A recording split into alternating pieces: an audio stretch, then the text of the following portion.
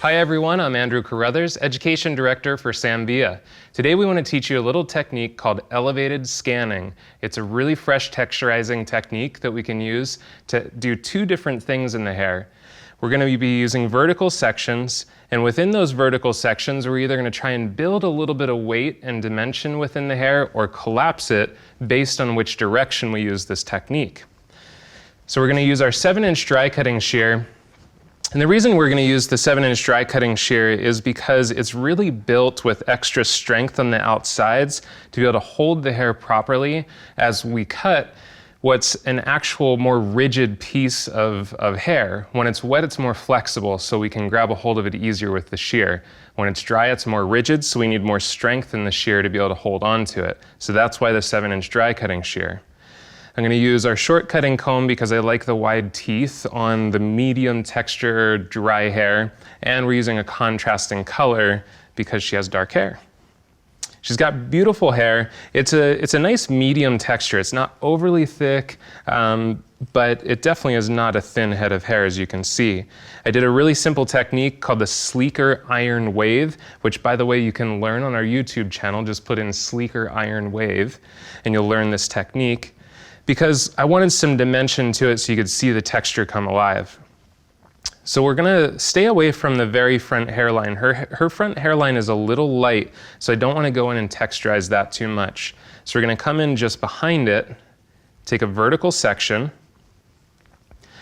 and it's called elevated scanning. So that means we're gonna elevate the hair. We're gonna bring it 90 degrees vertical. We're just gonna bring it straight up towards the roof. Now this first one, we're going to build weight within the texture. So what that means is we need to go short to long from the bottom to the top, because we want to build our shorts underneath where it'll actually help support the longer hair. So we're going to come in from the lower portion and we're going to scan towards our length. So that builds short to long within that piece. Now, how many pieces you do within this section depends on how much texture you want. So because I don't want to overdo it, I'm going to release a little bit. I'm going to come down in, go short to long again. I'm going to release that. And then I think that'll probably be enough, because we're still basically around the face, so I don't want to overdo it and give her a little thin spot there. Now, that's one direction to be able to go with it.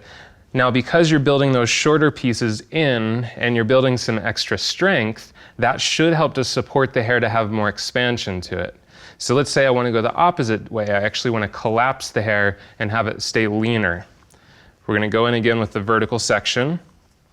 Same concept. And I'm letting some of that perimeter drop out so the perimeter stays strong.